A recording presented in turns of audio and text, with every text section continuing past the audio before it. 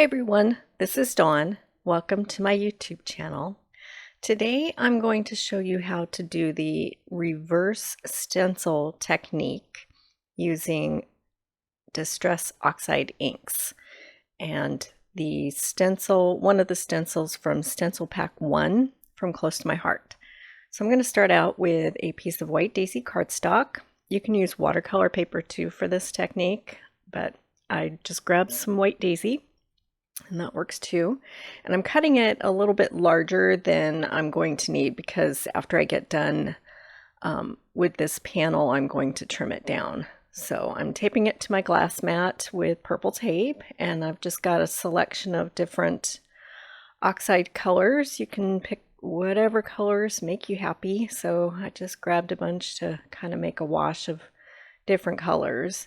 So I'm going to just go in, and I've sped this up really fast, and I'm just going back and forth with a bunch of different colors and kind of layering them over each other so that they create a blend between the two colors. So I'm just going back and forth, especially with that mustard color, to brighten that up and get it to go over the others and mix together. So just going to do a wash of various colors all around this panel and just have it kind of random as far as colors go, and just get all those blended together. Okay, that looks good. So I'm gonna clean up my area, and then I'm gonna take my stencil, and I've got some pixie spray. This is a low tack spray, and you just spritz it on. And this box that I have, it just keeps the fumes and spritz from going everywhere. And I have a fan going in my room too, because the fumes are kind of strong. And then I'm just going to lay it over my art panel. And I use that paper towel so that I wouldn't get ink all over my hands, to make sure that it was pressed down completely over my panel and there aren't any bits that are up. You want to get every small space of that stencil to be stuck to your art panel.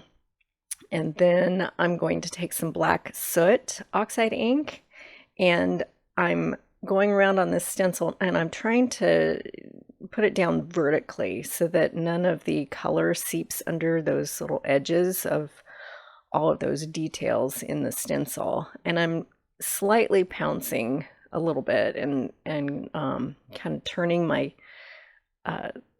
tool just a bit to make sure that all of those exposed areas within the stencil are covered in black.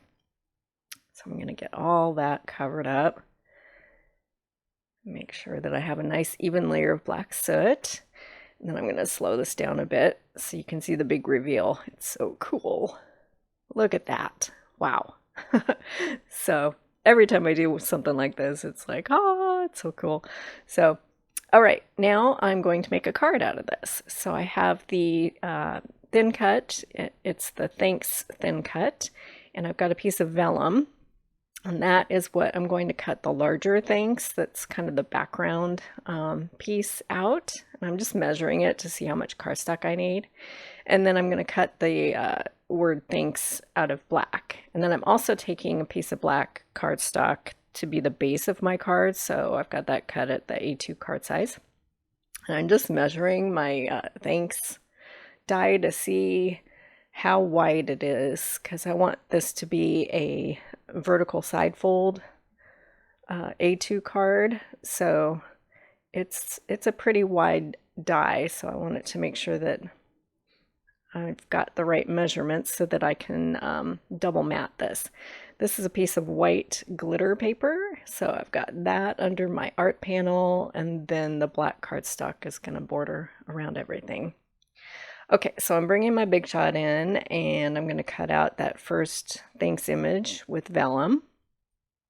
And then I'm going to mount the black cardstock piece on some double-sided tape, so I can basically make a sticker out of the thanks word. I figured out this is the easiest way to work with this, is by making a sticker. So then I'm going to take my thanks die, And since I'm going through a couple layers with the sticker and the cardstock, I'm running it back and forth several times to make sure that it cuts cleanly. And then I'll get my little sticker pieces for my letters. So I'll pop all those out. I'm just using my piercing tool. There's little holes in the die so you can pop your letters out of the die. So get all those little bits popped out. These supplies are all in the new core catalog from Close to My Heart, and you can go to my website. The URL is in the upper right corner, and I'll make a list of supplies with links in the description below, and you can find all of these products available where you can make your purchase. Okay, so these are just basically stickers now, so I'm layering all the letters onto that thanks background vellum piece that I cut. And so I'm just get everything stuck down. It's pretty easy to work with once you use the double-sided tape. Okay, so now I have my sentiment for the front of the card, and I'm just gonna layer my card together. So I've got an A2 side fold card, and I'm just gonna glue everything direct. This is the old Bonding Memories, and it's a retired item now.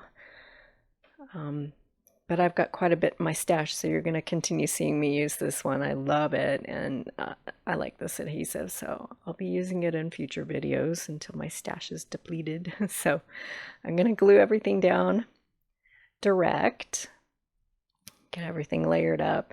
And then the next layer, when I put my art panel down, I'm not going to pop it with foam tape. I'm going to use double-sided tape, and instead of liquid adhesive, when you're working with the glitter paper, some type of a tape runner or a really strong tape runner or this double-sided tape works best to attach things to the glitter paper. So I'm using some score tape, and we'll get that panel attached to the glitter paper.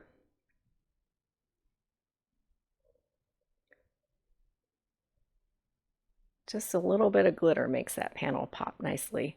And then I'm using some Tombow Aqua to glue my sentiment to the front of the card. And I'm being mindful to just put the glue where the black lettering is so that you can't see it through the vellum. And then I'll get that attached to the front of my card.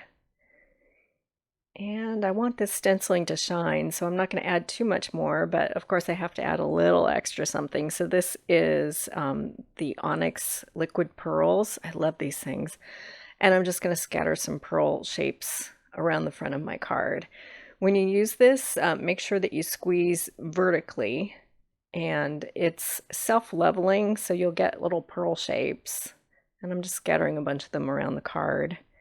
And make sure that you give it time to set up. I usually let it set up overnight because it does take a while for them to dry. So there's my finished card. So I appreciate you watching my video today. Again, you can go to the URL in the upper right corner of your screen to purchase these items, and I'll make a list in the description below. If you haven't subscribed yet, please hit that subscribe button. And thanks for watching.